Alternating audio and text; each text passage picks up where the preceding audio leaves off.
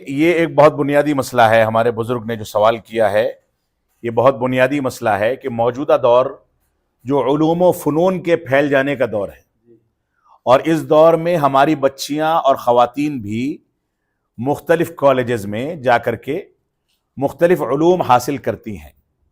اب کوئی بچی ڈاکٹر ہو جاتی ہے، کوئی انجینئر ہو جاتی ہے، کوئی کسی میدان میں چلی جاتی ہے، کوئی کسی میدان میں۔ اب اس کے بعد مسائل کھڑے ہوتے ہیں ان کی شادی بیاہ کے، ان کی نوکری کے اور دوسری چیزوں کے۔ تو میں یہاں پر یہی بات کہوں گا کہ اصل تو یہ ہے کہ خواتین کو شرعی علوم حاصل کرنے کو ترجیح دینی چاہیے۔ دنیاوی علوم میں خواتین کا نکلنا بہت سارے خدشات پیدا کرتا ہے۔ سب سے پہلا خدشہ یہی ہے کہ وہ گھر سے نکلتی ہے، کالجز میں جا کر کے مخلوط تعلیم ہوتی ہے اور وہاں پر اختلاط پیدا ہوتا ہے، بے پردگی بڑھتی ہے، اجنبی مردوں سے گفتگو ہوتی ہے، بات چیت ہوتی ہے، معاملات بڑھتے ہیں اور یہ چیز فساد کا باعث بنتی ہے، فتنے پیدا ہوتے ہیں۔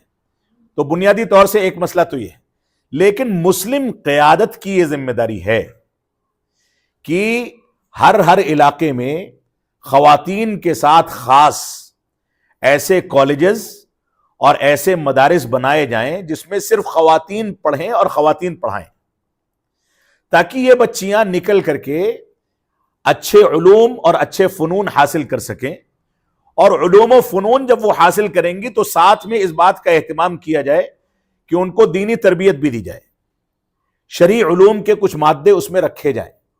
اس کا فائدہ کیا ہوگا کہ اسلامی تربیت اور دنیاوی علوم میں جب وہ ماہر ہوں گی تو آنے والی نسل میں کم از کم اپنے بچوں کی اچھی تربیت کر سکیں گی۔ تو ہم دنیاوی تعلیم کا انکار تو نہیں کرتے، لیکن اس میں جو خدشات پیدا ہوتے ہیں ان خدشات سے بچا کر کے ان وسائل کو اختیار کیا جانا چاہیے۔ بچیوں کو مخلوط تعلیم کے اداروں میں بھیجنے سے بچنا چاہیے۔ بوقت ضرورت کبھی مجبوری ہے تو باپ جا کر کے پرائیویٹ کورسز کرائے، باپ جا کر کے امتحان ہال میں چھوڑے، بچی گھر پر تیاری کرے اور جا کر کے اس کا کوئی محرم اس کو لے کر کے گھر واپس آ جائے۔ باہر کی دنیا میں اس کو تنہا نہ چھوڑا جائے، کیونکہ بہت سارے درندے ہیں جو دنیا کے اندر گھوم رہے ہیں اور وہ شکار کرنا چاہتے ہیں۔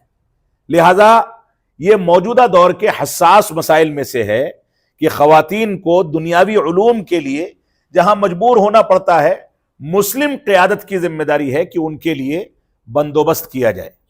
اسی کرناٹک میں حجاب کا جو مسئلہ اٹھا تھا، آپ کو معلوم ہے ہمارے ہی لوگوں نے، جن کے اوپر بعد میں پابندیاں لگ گئیں، ان لوگوں نے اس مسئلے کو باقاعدہ بگاڑا، باقاعدہ حکومت کو مسالہ فراہم کیا کہ حجاب کے بارے میں غلط انداز کے فیصلے کیے جائیں۔ تو یہ ہماری تربیت کی کمزوری کا نتیجہ ہے۔ تو ایک مسئلہ تو یہ ہے۔ دوسری بات یہ ہے کہ وہ خواتین جو دنیاوی علوم یا شرعی علوم حاصل کر کے مہارت حاصل کر لیتی ہیں، علم انہوں نے حاصل کر لیا، اب علم دوسروں تک پہنچانے کا جو مسئلہ ہے، اس سلسلے میں اس بات کو ہمیں اپنے سامنے رکھنا چاہیے کہ ان خواتین کا دائرے عمل یا نوکری اور ملازمت کرنے یا کام کاج کو انجام دینے، اس کا دائرے عمل جو ہے وہ خواتین کے ساتھ محدود ہونا چاہیے۔ وہ جہاں بھی نوکری کریں گی خواتین کے بیچ میں کریں گی، مردوں کا اختلاط نہیں ہونا چاہیے۔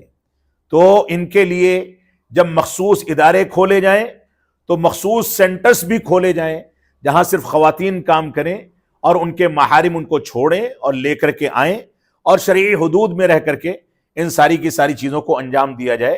یہی ایک حل ہے۔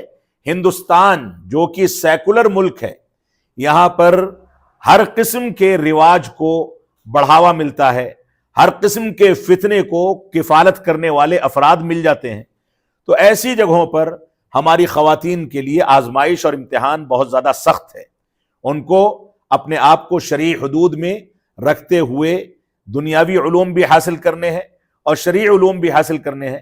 ایسی صورت میں وہ سب سے پہلے اپنے نفس کو رب کائنات کے حوالے کریں، اللہ رب العالمین سے ڈریں، تقوی اختیار کریں، کہیں فتنے کا شکار نہ ہو، ان کی وجہ سے کوئی فتنہ پیدا نہ ہو۔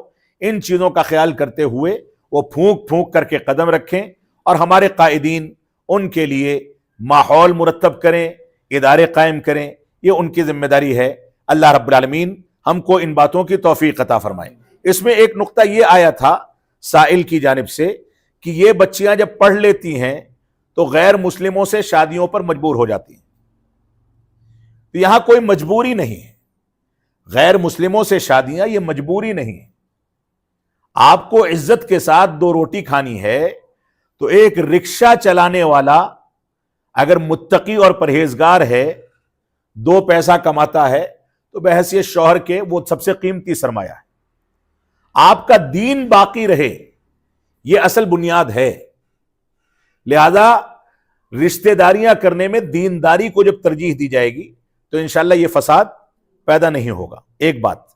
دوسری بات یہ ہے کہ جب بچیوں کی تعلیم کے ساتھ ساتھ ان کی دینی تربیت کا اہتمام ان کے سرپرست علماء اور ان کے ماں باپ کریں گے تو انشاءاللہ بچی کسی بھی میدان میں جائے گی، نوبت یہ نہیں آنے والی جو نوبتیں ہم کو دیکھنے کو مل رہی ہیں۔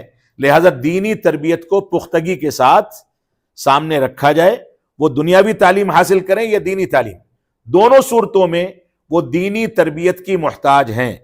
دینی تربیت مضبوطی کے ساتھ قائم کی جائے گی تو انشاءاللہ اس طرح کا فساد ختم ہوگا۔